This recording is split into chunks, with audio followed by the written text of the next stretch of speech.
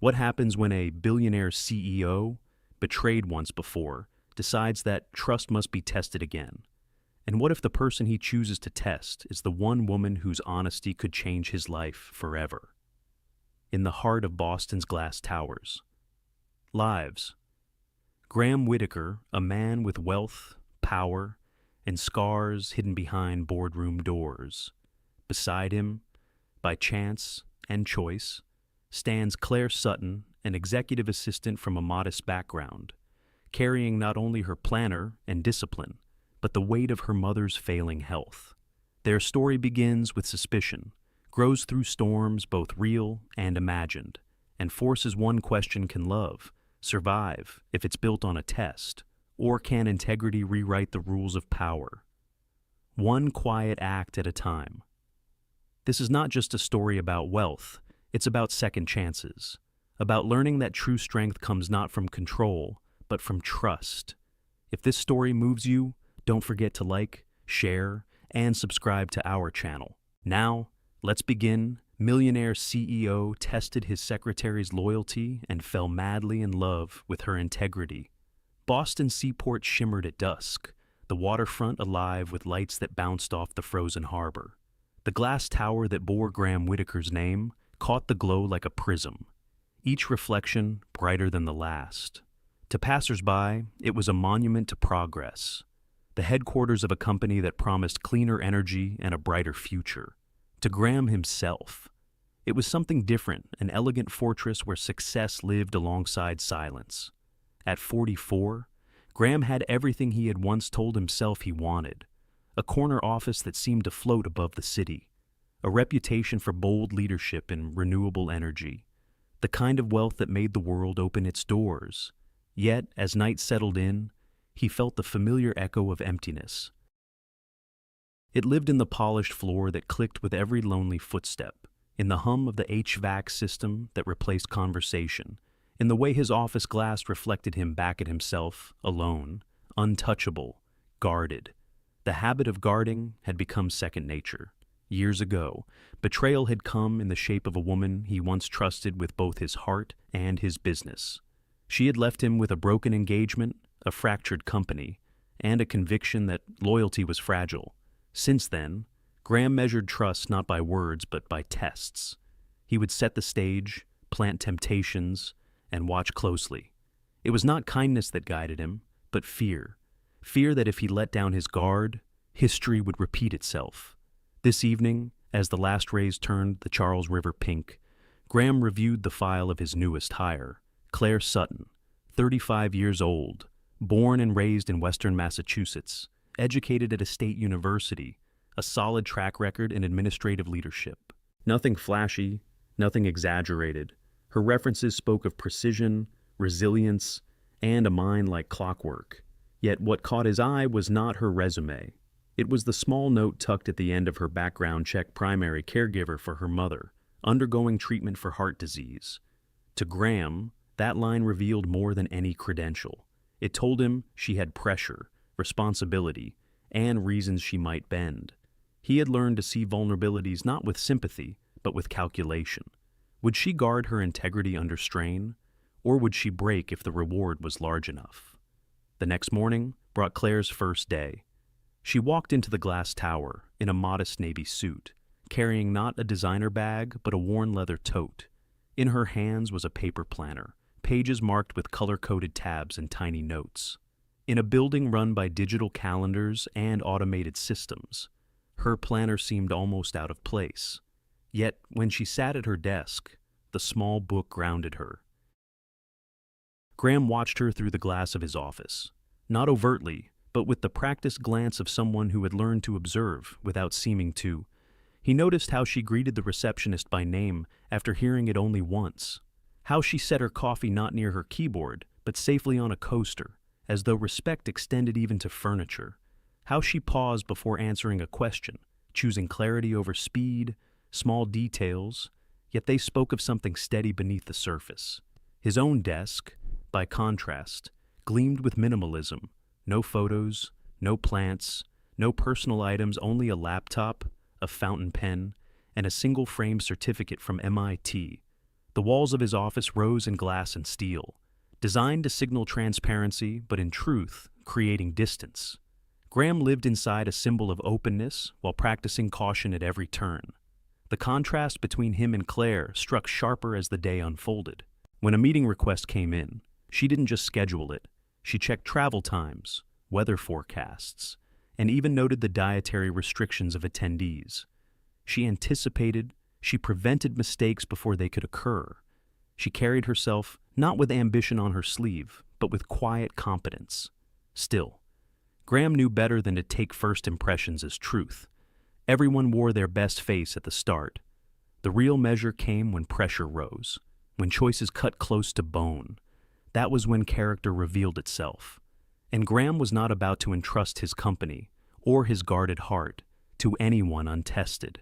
As evening fell, the office emptied. Claire lingered, finishing her notes by lamplight.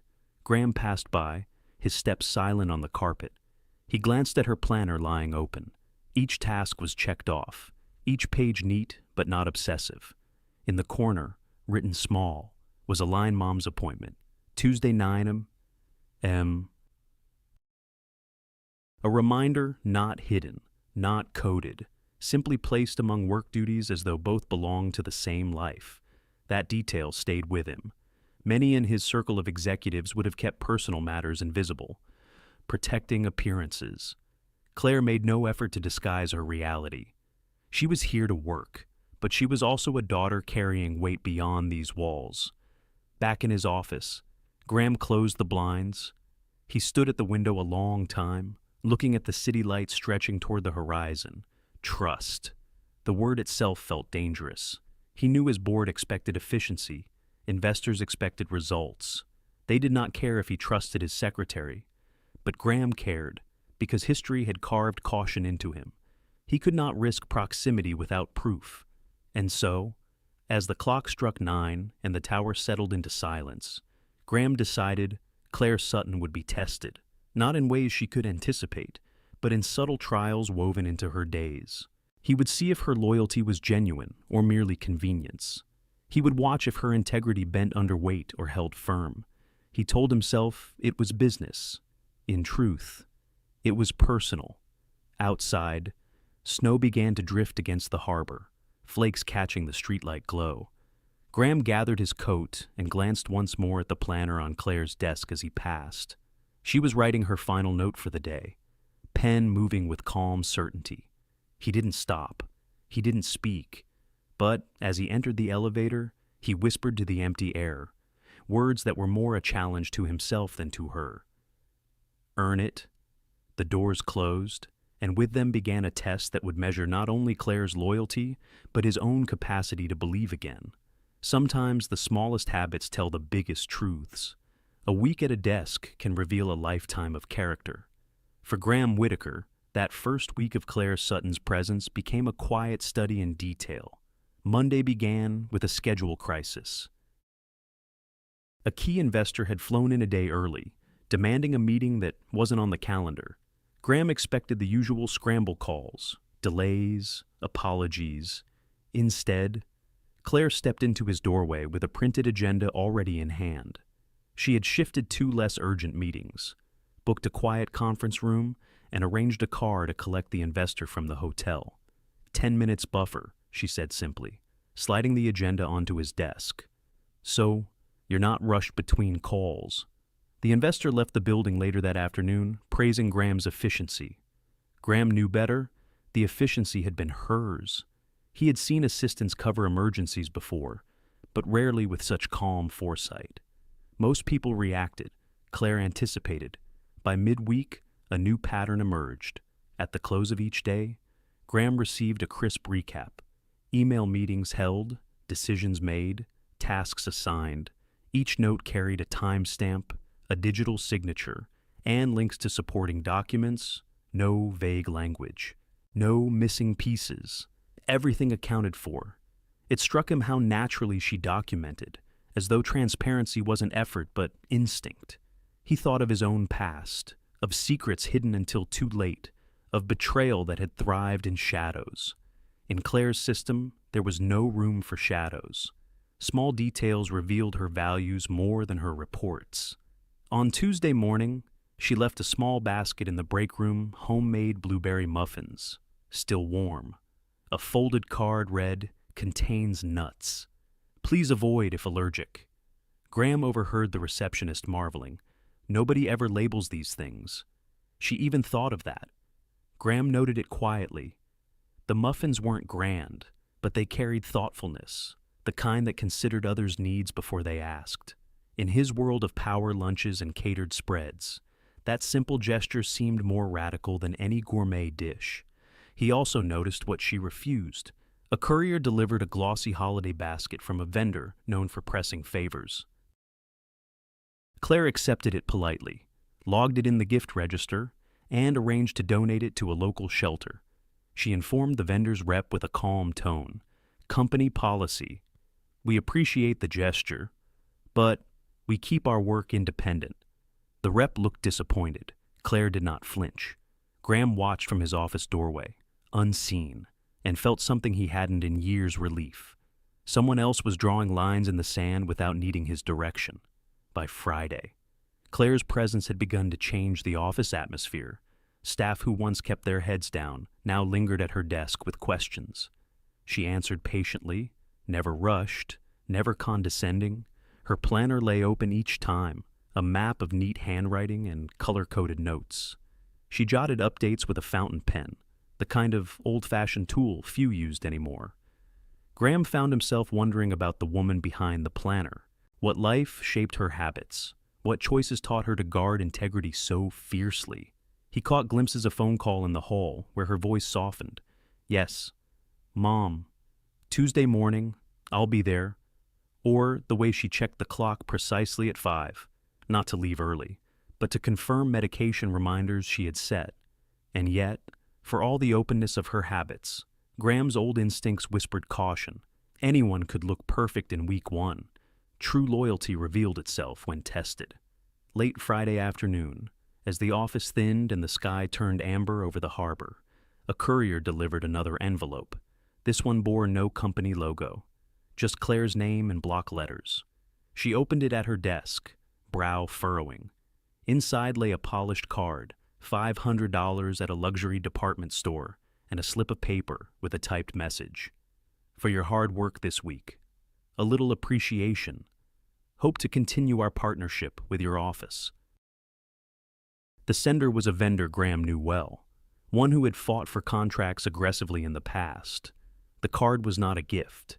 It was a test in disguise, the kind of bait that blurred lines between gratitude and influence. Claire held the envelope lightly, her thumb pressing the edge. To anyone passing by, it looked like nothing more than an after-hours errand. But Graham, watching from his office doorway again, saw the weight of the moment. He knew what she faced the temptation to rationalize, to accept a reward that no one might notice, to use it for needs no one would question. For Claire, it wasn't the card itself. It was what the card implied about who she was, and who she might become if she said yes. She exhaled, the air visible in the dim evening light, and looked down at the envelope once more. Integrity is quiet. It doesn't announce itself with banners or speeches. It files a report, returns a gift, and keeps moving. The following Monday, Claire Sutton walked into the compliance office carrying the cream-colored envelope. She placed it gently on the desk of the company's legal officer, along with a brief memo. The note described when the envelope had been delivered, what it contained, and who the sender was. No emotion, no speculation, just facts, logged and signed. By mid-afternoon, the vendor had been contacted, the card declined, and the incident recorded in the company's official register. Claire didn't mention it to anyone else. She didn't bring it up in conversation with colleagues. She didn't stop by Graham's office seeking approval or thanks. She did her part, then turned back to her planner and her stack of meeting notes. For Graham Whitaker, that silence was more powerful than any declaration. He had seen plenty of people handle compliance issues, but most looked for recognition afterward. They wanted to be praised for honesty, to use integrity as a currency of its own. Claire didn't trade in that. She moved on as though refusing the gift was as ordinary as checking email. It made Graham stop and think. Perhaps for her, it was. He noticed her more in the small spaces of the day. In the elevator one morning, she held the door for a young intern racing in, even though she herself was running late to a call. She smiled, adjusted her planner under her arm, and pressed the button without complaint. In the break room, she rinsed her coffee mug carefully before setting it on the rack. No assistant left to clean up after her. When someone spilled sugar across the counter, she brushed it into a napkin and threw it away. Little actions, almost invisible, but they drew lines. Claire seemed to believe that responsibility wasn't only about the big decisions. It lived in the small ones, too. Her planner reflected the same philosophy. Graham glimpsed it one afternoon when she had it open at her desk. Bright stickers marked deadlines. Notes were underlined in different colors, and across the margins were quiet reminders. Call mom, check medication, send flowers to hospital nurse. She kept her personal duties side by side with corporate ones, refusing to pretend they were separate worlds. Graham found himself watching these things with a mix of admiration and unease. Admiration because she acted with a steadiness he rarely saw. Unease because he wondered if it could possibly last. People were consistent until temptation pressed hard enough. Then habits cracked. That thought pushed him toward the decision he had been circling since her first week. Tests revealed truth. He had relied on them before, and he would again. This time, the test would not be a gift card or a simple slip. It would be something larger, something harder to decline. Late Wednesday night, after the office lights had gone dark, Graham met with his head of security. "Draft the email," he instructed. His voice was calm, but inside, a familiar tension coiled. He justified it as protection for the company, for himself. Yet he knew it was more than that. It was his old wound, steering him again.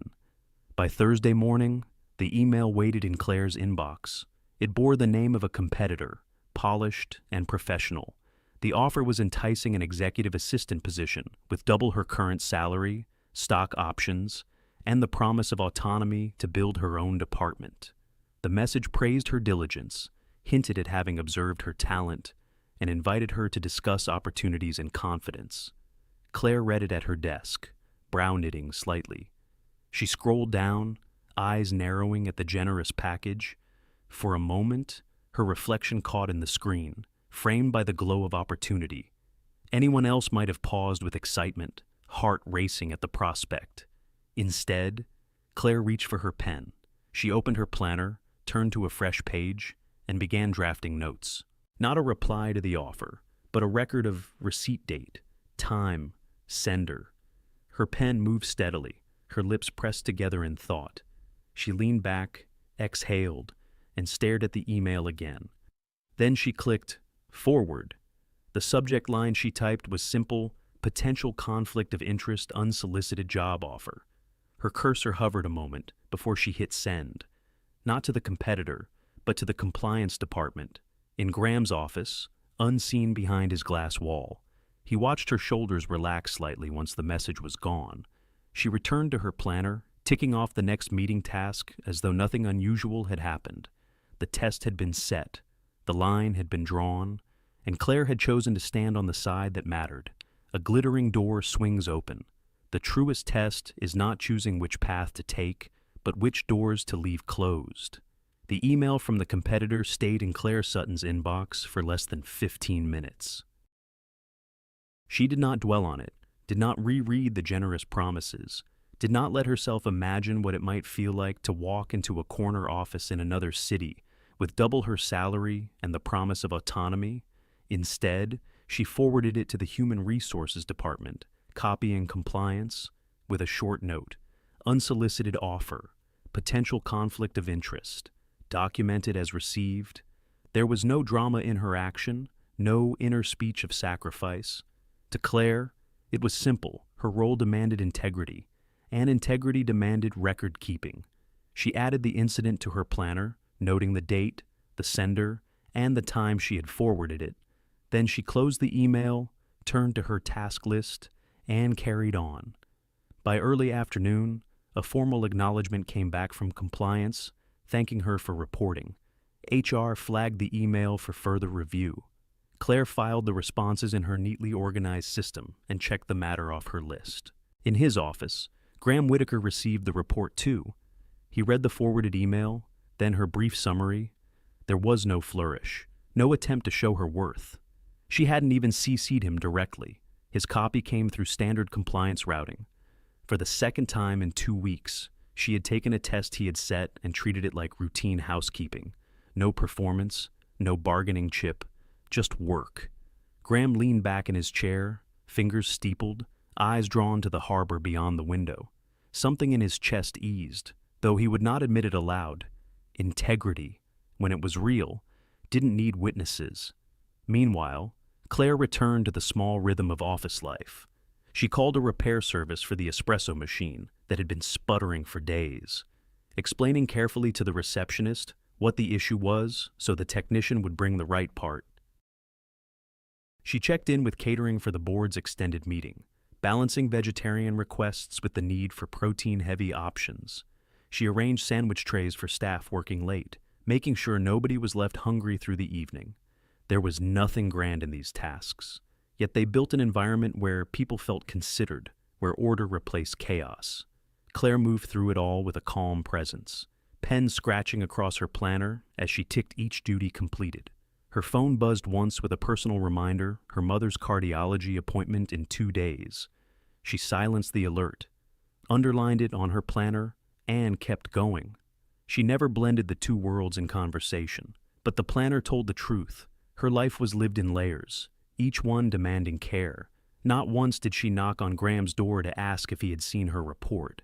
Not once did she seek acknowledgement for handling the situation. She trusted that the system itself, the documentation, was enough. For her, the work spoke. Late that afternoon, Graham passed her desk. Claire looked up, offered a polite nod, and returned to her notes. On the edge of her desk sat a tray of neatly stacked agendas for the following day. Each one labeled. She did not pause, did not try to draw him into conversation. Professional boundaries stayed firm, and Graham found himself strangely grateful. He had built walls around his life, high and cold. Yet here was someone who respected those boundaries without needing to be told, who worked inside them without pressing closer. The sun dipped lower. The harbor shifted to silver under a sky heavy with gray. Weather alerts began to pop up across phones and computer screens. A nor'easter was moving up the coast, faster than forecasts had predicted. Flights were being canceled, bridges prepared for closure. By the time twilight fell, the storm had thickened. Wind pressed hard against the glass tower, howling through the seams. Snow swirled so dense it erased the city beyond. Inside, emergency alerts buzzed through the building, warning employees not to attempt the drive home until roads were cleared. Dozens of staff lingered uncertainly in the halls, coats in hand, phones pressed to their ears. The harbor ferry suspended service. Taxi lines evaporated, one by one. Employees realized they were stuck. The building management rolled out cots and blankets, setting up makeshift rest areas and conference rooms. Claire walked calmly through the confusion, directing people towards safe areas, checking in with catering for extra food supplies. She pulled her sweater tighter against the draft and guided interns toward the large meeting hall where heaters hummed. Her voice was steady, her tone practical. She logged each decision in her planner, even now. From his corner office, Graham stood watching the snow erase the skyline. The storm had turned the tower into an island. The world beyond was gone, replaced by white, and inside, another kind of weather was gathering quiet, human, and entirely unplanned. When the lights fail, character takes the shift. The storm tightened its grip on Boston overnight. Snow slammed against the glass tower, thick enough to erase the horizon. By 9, the building groaned under the pressure of wind. Just after midnight, the lights flickered. Then, with a low hum, the power dropped. For a moment, silence filled the halls. The steady whir of HVAC stopped. Screens went black. Only the glow of emergency lights remained, dim and uncertain. The office, once sleek and polished, felt suddenly fragile. Claire Sutton did not panic. She stood, smoothed her skirt, and headed toward the supply closet. Within minutes, she emerged with a stack of thin blankets, still sealed in plastic. She handed them out one by one, wrapping them around interns shivering in the conference hall. In the small kitchen, she located cans of soup left from emergency storage. She opened them with a manual opener, poured the contents into metal pots, and set them to warm over portable burners kept for situations like this.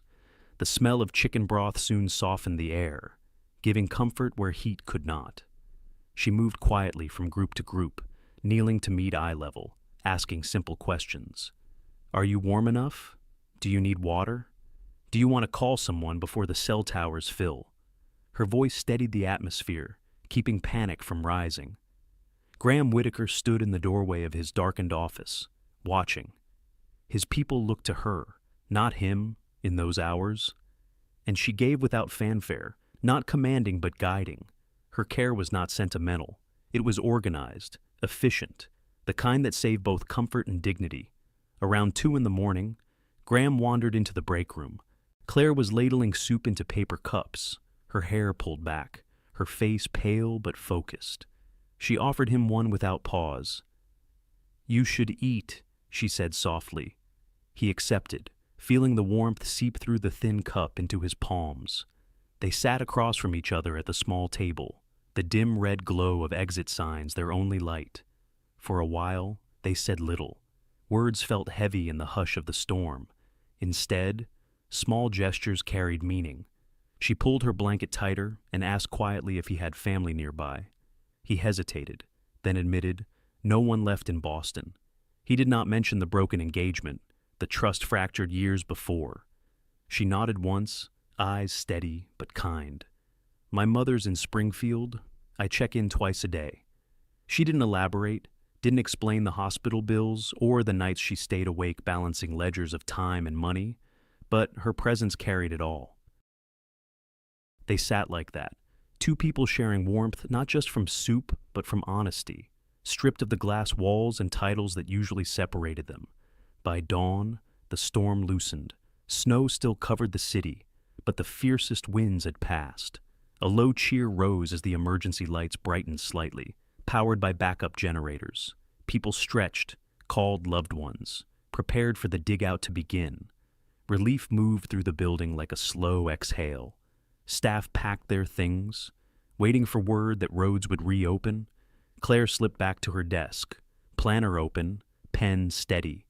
She logged the night's events in tidy lines: power loss, supply distribution, staff accounted for.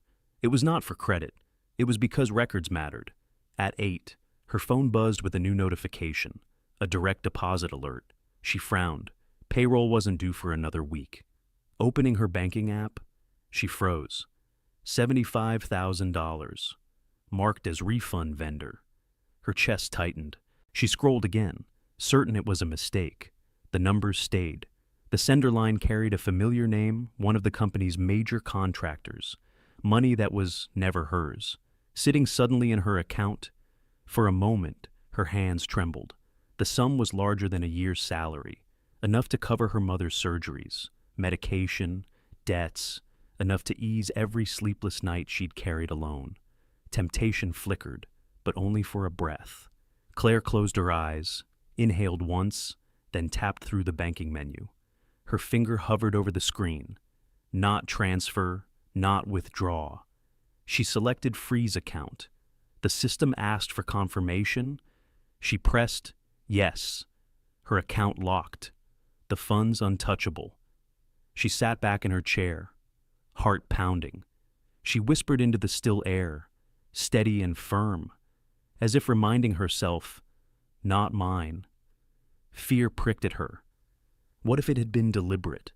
What if someone accused her of collusion, but she did not let the fear thaw her resolve? She documented the transaction, printed the notice, and began drafting her disclosure. Outside, snow still buried the streets.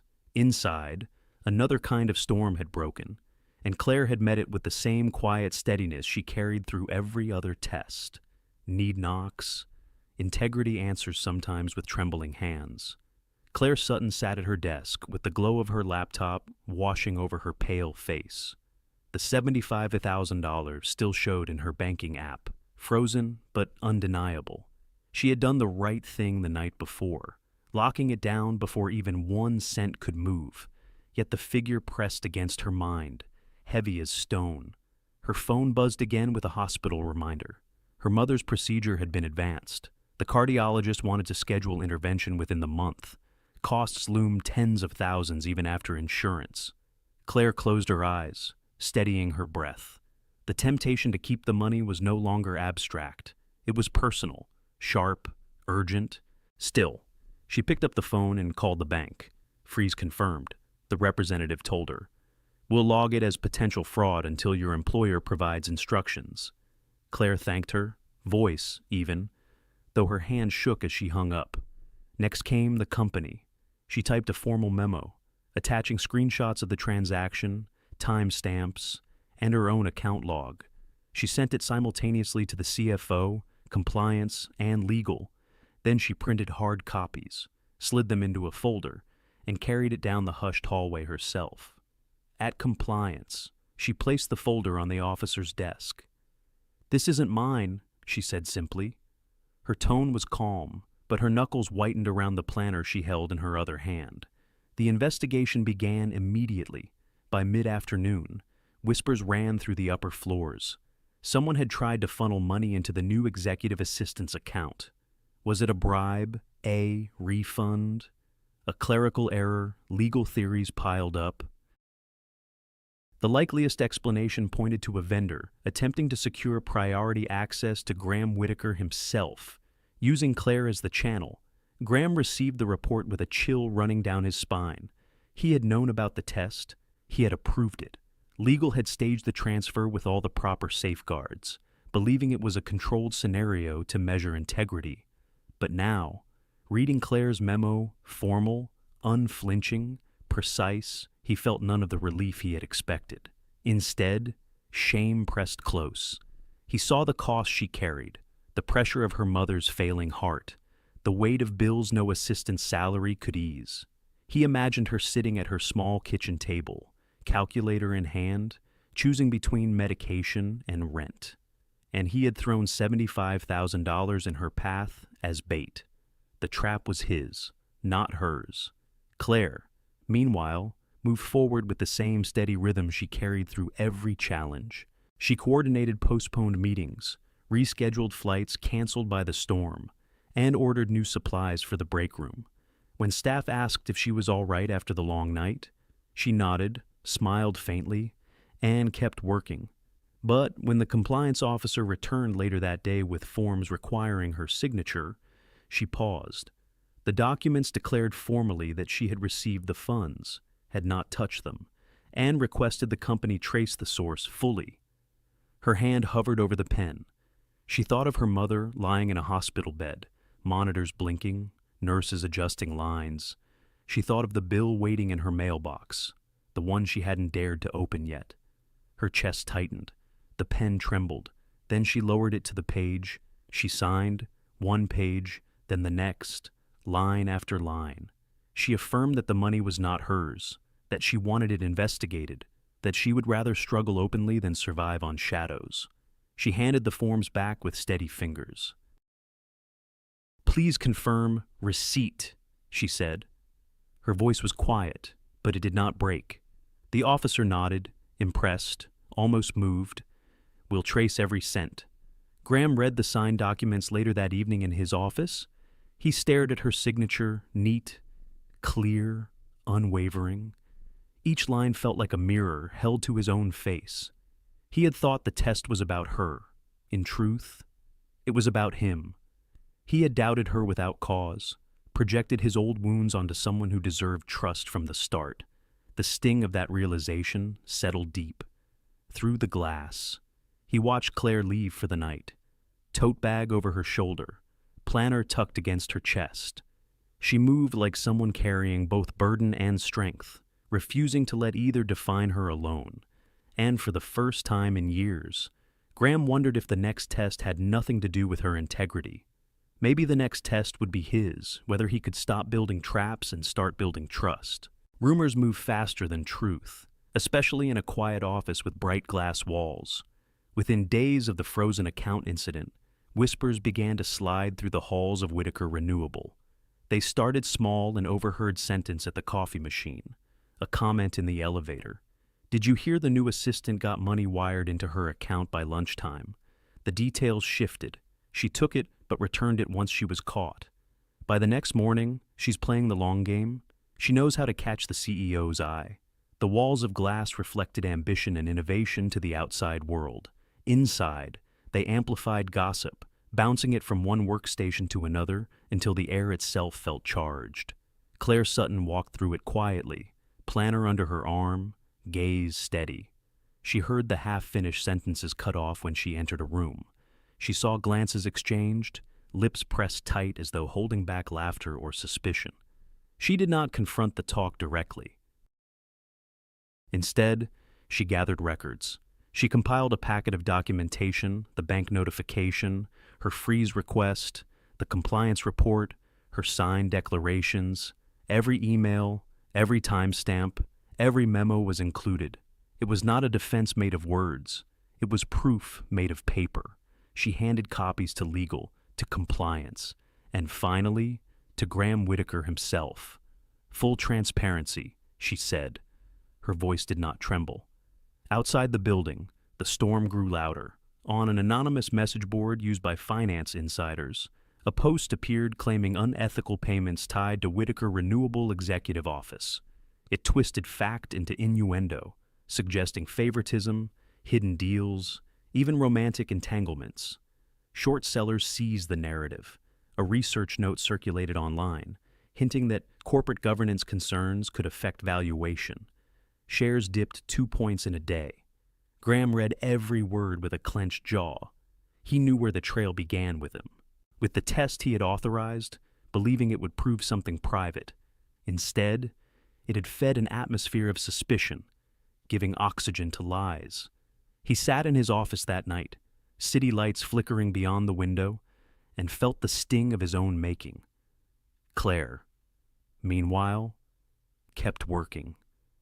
She scheduled investor calls, balanced agendas, and checked on catering for a sustainability conference. Yet beneath the calm, fatigue edged her eyes. The pressure outside pressed close. At the hospital, her mother asked softly, "Are people treating you kindly at work?" Claire only smiled, kissed her forehead, and changed the subject. On Thursday morning, another email slid into her inbox. This one was not polished. It came from an unmarked account, plain text, no signature. Provide Mr. Whitaker's travel schedule. If you don't, your mother's treatment will be delayed. We know where her surgery is booked. Claire stared at the words, the cursor blinking at the end of the threat. Her pulse thudded in her ears.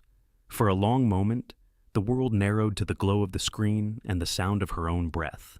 She thought of her mother's fragile heart, the long nights pacing hospital corridors, the weight of bills stacked at home.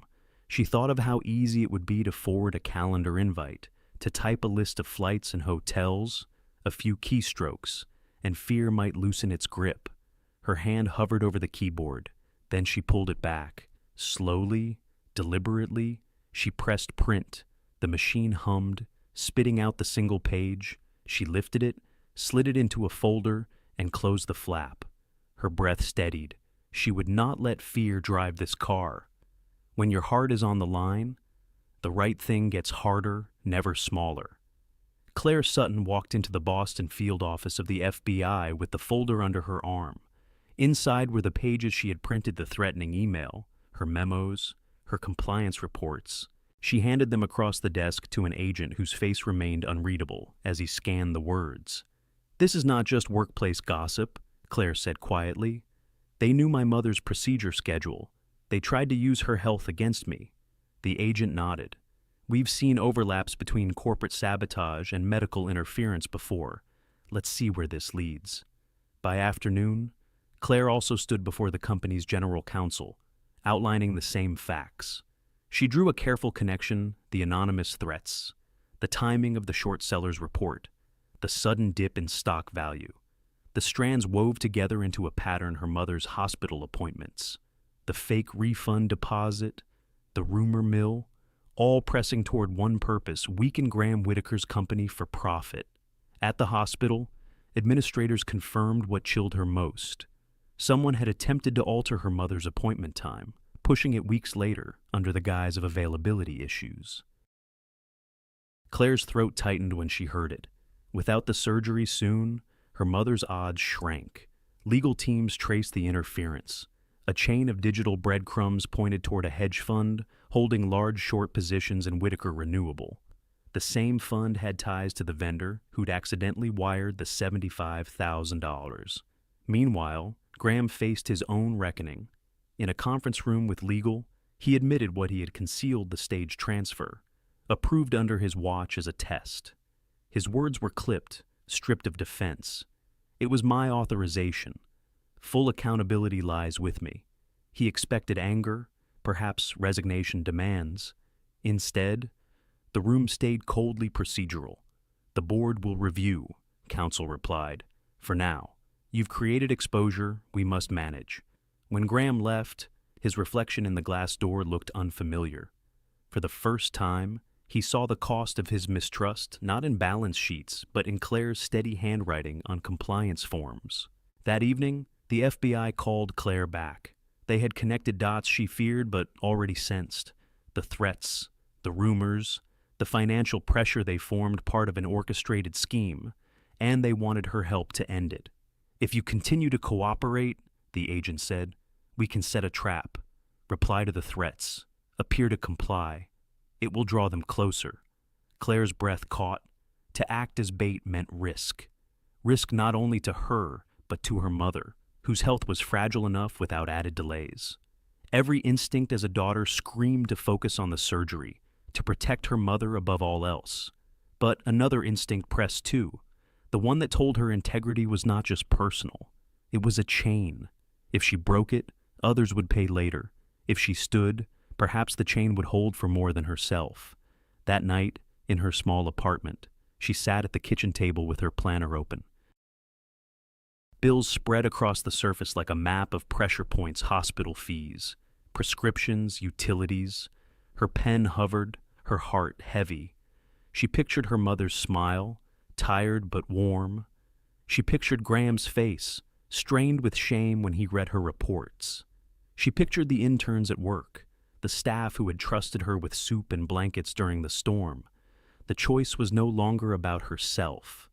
Slowly, she wrote across the page, agree to cooperate with FBI plan.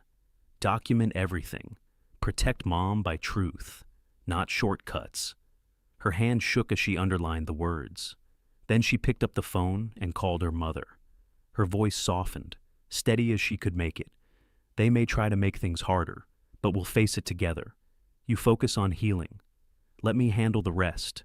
Her mother's reply was faint but certain. Claire, do what's right. Don't let fear choose for you. Claire hung up, wiped her eyes, and closed her planner. Love didn't ask her to shrink. It asked her to be brave. Some nights, Justice wears a tuxedo and waits by the stage lights. The Boston Symphony Hall glittered with chandeliers that cast warm gold over gowns and black suits. The annual gala brought together the city's elite bankers, politicians, innovators. Tonight, it also carried a secret purpose. Claire Sutton stepped through the hall's side entrance, her gown understated but elegant, her planner tucked into a clutch. Inside, it was the keystone of the plan. A travel schedule that looked authentic, yet bore a faint digital watermark, invisible to the naked eye. The watermark would track anyone who tried to use it. She had typed the schedule herself, hands steady even as her pulse raced. Flights, hotels, meeting notes all fabricated. At the bottom, she had added one line that would bait the trap: a supposed dinner with a senior Department of Energy official, right here in Boston. The email carrying that file had already been sent to the anonymous account. Now she waited, unseen in the crowd. FBI agents moved like shadows, earpieces glinting beneath soft lights. Whitaker Renewable's own security blended with catering staff and ushers, eyes scanning for the contact who would approach. At the far end of the hall, Graham Whitaker mingled stiffly with board members. His tuxedo was sharp, his smile practiced, but beneath the surface, regret gnawed. He had stood before HR and the board that afternoon, admitting his mistake in sanctioning personal tests of loyalty. "I believed I was protecting us," he had said, "but I created risk we didn't need. I take full responsibility." Some directors nodded, others frowned. The verdict was deferred. Still, he had spoken truth for the first time in years. Tonight, he would see what it cost. Claire moved among the crowd, offering polite greetings, accepting a glass of water she barely sipped. Her eyes tracked the middle manager from finance, a man often overlooked, always agreeable, never too loud. He drifted closer to her, his posture too careful. When he asked about her evening, his voice was casual, too casual. His hand brushed hers as he took the folded schedule from her clutch. The paper passed like nothing, but the moment he touched it, the watermark embedded its signal. Across the street, in a van filled with screens, a red dot lit up. The chain had begun. Minutes later, the man slipped into a side corridor, phone out. He snapped a photo of the schedule, attached it to a message, and hit send. The recipient, a polished woman representing the hedge fund, received it on her device, unaware of the trap closing around her. The FBI moved. Agents stepped from behind curtains, blocking the exits. Security followed, firm but quiet, guiding guests away from the commotion. Within moments, both the insider and the hedge fund contact were cornered, phones confiscated, the marked schedule pulled from their hands. Graham saw it unfold from across the hall. Relief surged, mixed with a sharp sting of shame. Claire had been forced to stand in the storm his choices had stirred, and yet she had faced it with more courage than he had ever managed. At the hospital that same night, Claire's mother lay prepped for surgery. An independent medical team, arranged by federal authorities, stood guard to ensure no delay. The clock ticked forward, and the operation began on time. For Claire, that was the only victory that truly mattered. By midnight, news broke. The FBI released a statement confirming arrests tied to corporate sabotage and stock manipulation. Outlets that had once whispered innuendo now reported facts. The tide turned, and public sympathy began to swing back toward Whitaker Renewable. Inside the company, the board convened again. This time, they looked not only at Graham, but at Claire. She was no longer just an assistant. She was the woman who had carried integrity through threat and temptation, who had helped dismantle a scheme designed to topple them. But the conclusion was sharp. She cannot remain in her current role, one director said. Her position as secretary is compromised. Too much visibility, too much liability. Graham felt the weight of the words. Claire would no longer sit outside his office, planner open, quietly keeping the rhythm of his days. Whether she stayed at the company in another role or left altogether was no longer his choice to make. As the gala emptied and the symphony hall returned to silence, Graham found himself standing by the stage lights, watching Claire slip her planner back into her clutch. She looked tired, but her eyes held a quiet triumph. The trap had closed, the truth had won. And yet, the hardest question lingered, waiting in the wings what came after. The loudest question sometimes whispers, do you leave to be free or stay to be whole? 2 weeks after the gala, Claire Sutton sat at her small kitchen table with a letterhead from San Francisco lying open before her.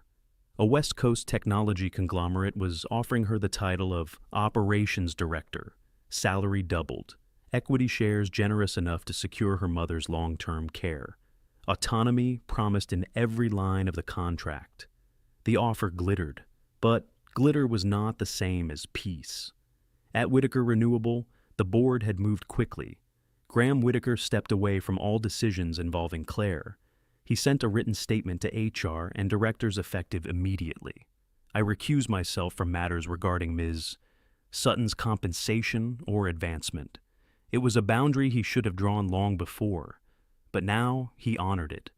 For Claire, it was not only an act of respect, it was a quiet apology.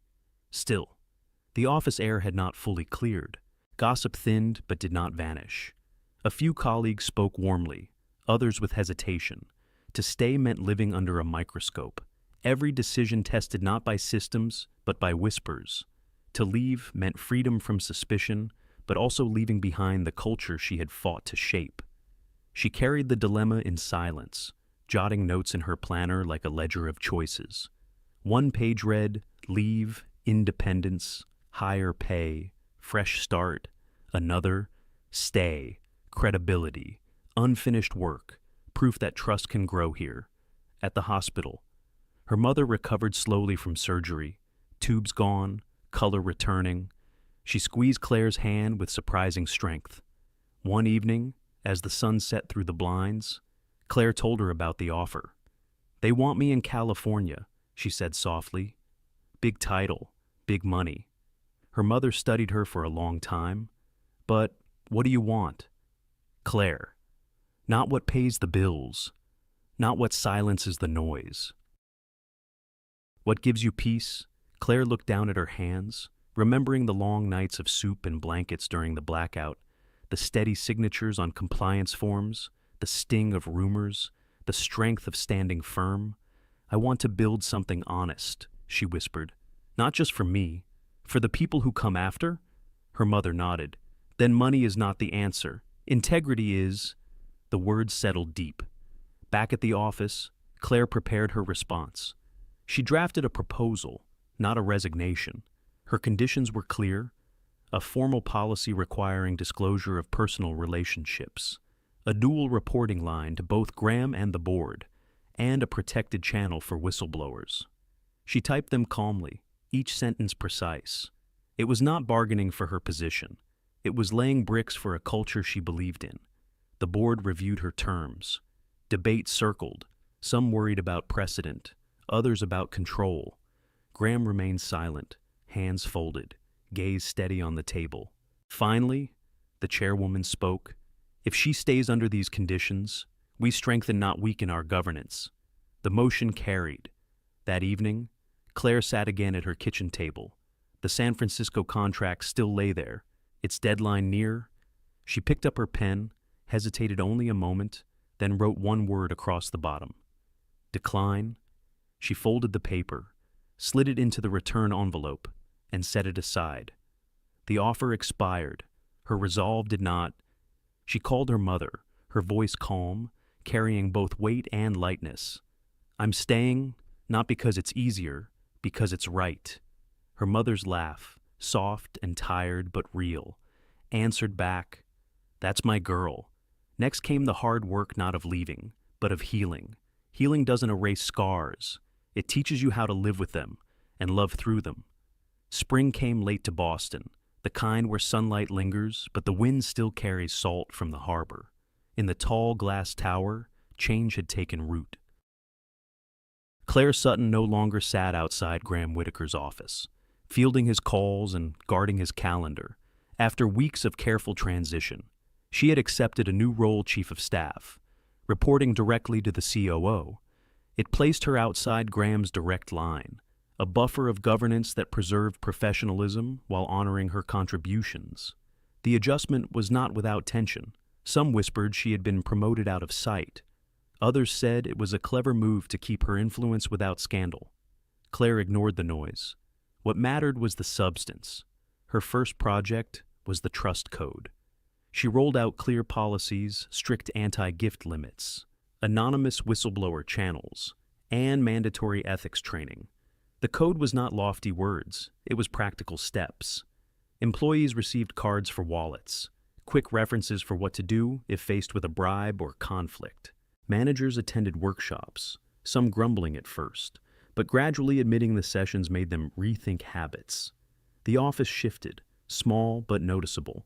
Conversations grew clearer, reports carried more detail. The weight of secrecy began to lift. Graham himself stood before employees in the atrium one morning. No podium, just a microphone and his hands folded loosely.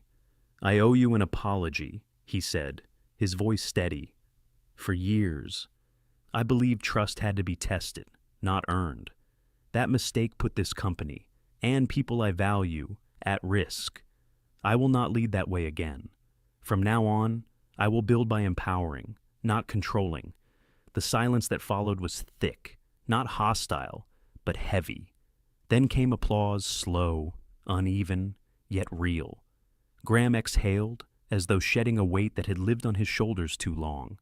Outside the city, life carried a different rhythm. Claire spent weekends in Cape Cod, where her mother continued to heal. The small cottage they rented smelled of salt and lilacs.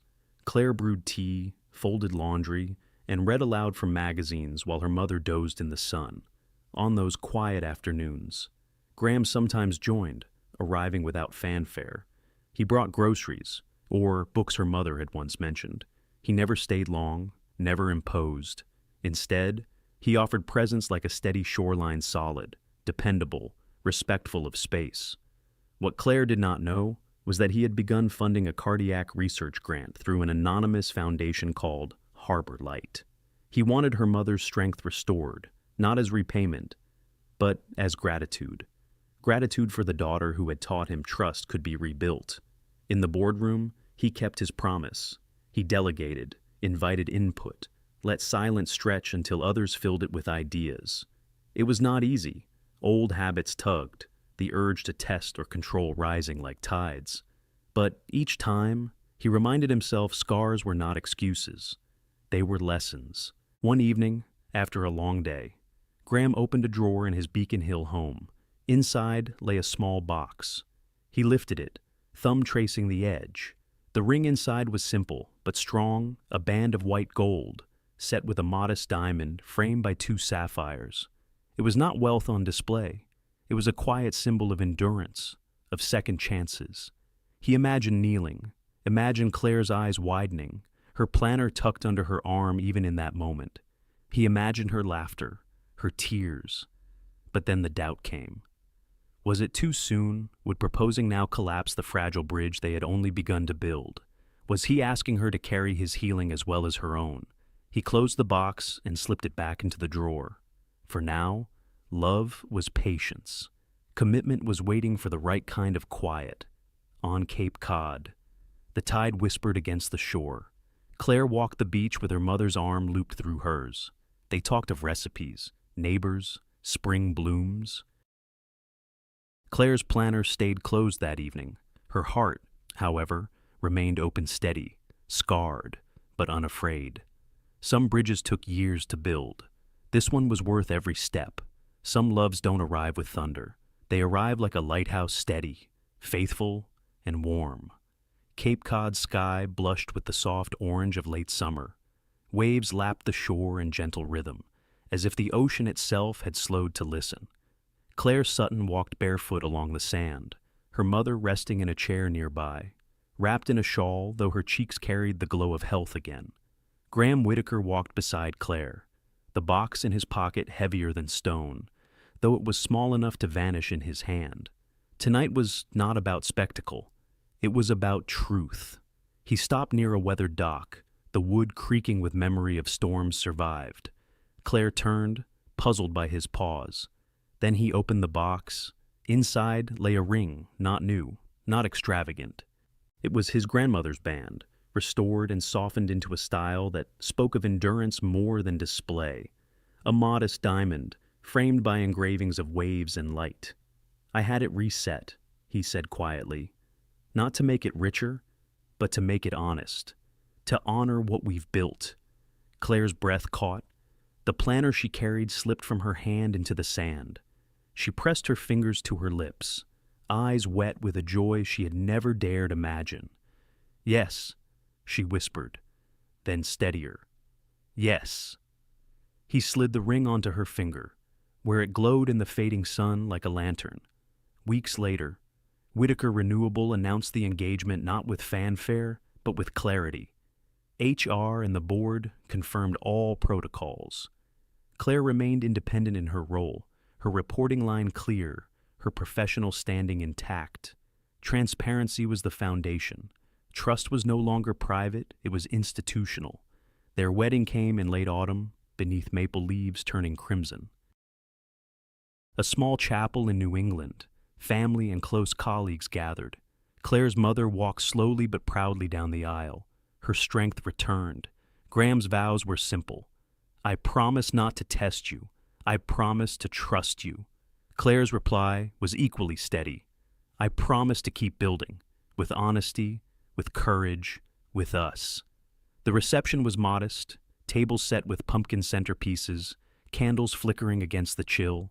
Laughter mingled with the sound of fiddle and guitar. No headlines, no spectacle, just warmth. By year's end, the Harbor Light Fund launched, dedicated to heart research and patient support. It bore no names, but those who knew understood.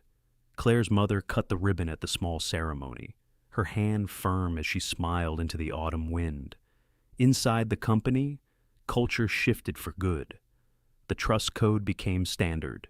Employees spoke more openly, boundaries respected, concerns addressed without fear. What had begun as Claire's quiet discipline was now the rhythm of the whole. Graham led differently, no longer with suspicion, but with space. He asked, listened, stepped back. Some days it was harder than others, but every morning, when he saw the ring on Claire's finger beside her planner on the counter, he remembered love was not control. Love was trust. Claire thrived in her role, her systems shaping not just compliance, but confidence. She carried her planner still, filled with notes and checklists. Yet tucked in the back pocket was a folded photo, the Cape Cod shoreline at dusk, where Graham had asked not with thunder, but with light. Their story was not about perfection. It was about scars turned to strength, mistakes turned to lessons, suspicion turned to faith.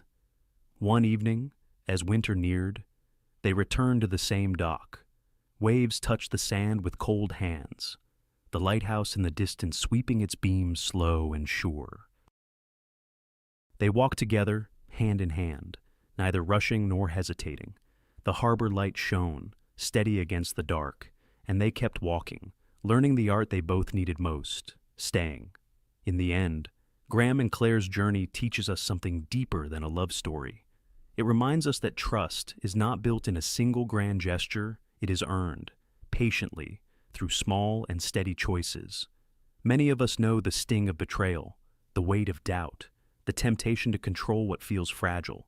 Yet this story shows that healing comes not from constant testing, but from allowing another person the space to prove who they truly are. Claire's quiet integrity returning gifts, logging every decision, choosing courage when fear pressed hardest shows that strength is not loud, it is steady. And Graham's transformation reveals that even the most guarded heart can learn to lead not through suspicion, but through trust. In our own lives, whether in family, friendship, or community, the lesson remains: integrity creates safety, and trust gives love room to grow. We cannot erase scars, but we can live with them, and sometimes even turn them into bridges.